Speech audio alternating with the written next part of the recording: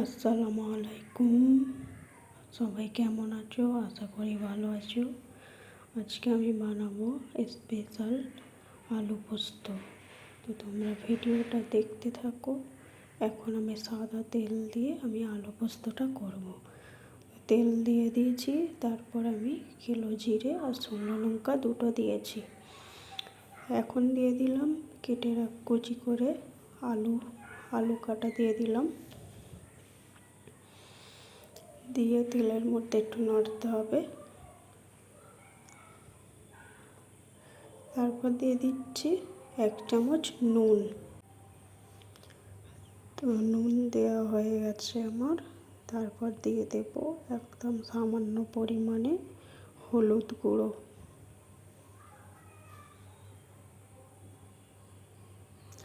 তোমরা যারা যারা আমার নতুন বন্ধু হচ্ছ তাদেরকে অসংখ্য ধন্যবাদ। আর ভিডিও দয়া করে একটু দেখে দিও, সবার সঙ্গে পাশেই থেকো। আর সবাই ভিডিও দেখলে আমিও তাদের ভিডিও তোমাদের দেখে দেব। এখন হলুদ দিয়ে আমি ভালো করে নেড়ে নিচ্ছি।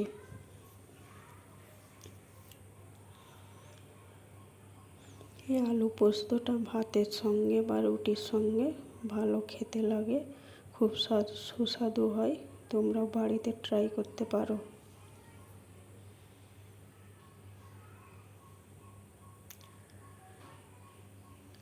এখানে আমি একটু ফাঁক করে দিলাম, মানে আলুগুলো ছড়িয়ে দিলাম। তো 2 প্যাকেট আমি এরকম পোস্ত দিয়েছি, মানে বড় চামচের 1 চামচ পোস্ত দিয়েছি। দিয়ে ভালো করে আলুর সঙ্গে মিশিয়ে দিচ্ছি।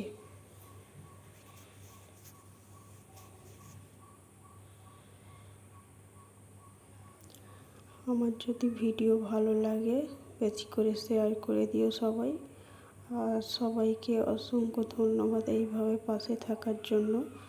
যারা যারা আমার ভিডিও দেখে দাও তাদেরকে মন থেকে অনেক অনেক ভালোবাসা। তো এভাবে আমি নেড়ে চেড়ে তারপর আমি ঢাকনা দিয়ে আমি ভেজে নেব।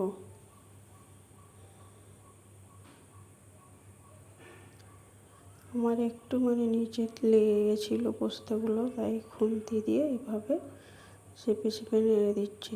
আমি ঢাকনা দিয়ে দেব 10 মিনিটের মতো।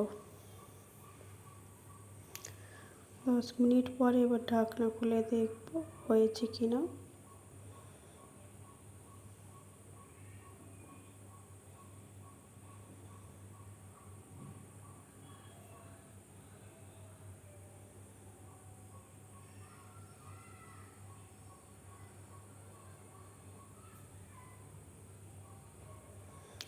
তোমরা বাড়িতে এইভাবেই ট্রাই করো, সবাইকে করে খাও, দেখবে সবার খাবার পছন্দ হবে আর ভালোও লাগবে।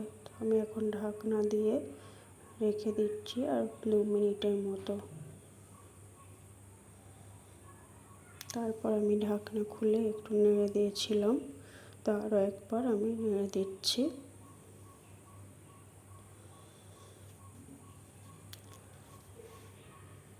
এই আলু ভাজাটা একটু ঢাকনা দিয়ে ভাজলে তাড়াতাড়ি সিদ্ধ হয়ে যায়। আমার 15 মিনিট সময় লেগেছে। 15 মিনিটে রান্নাটা কমপ্লিট হয়ে গেছে, মানে ভাজাটা।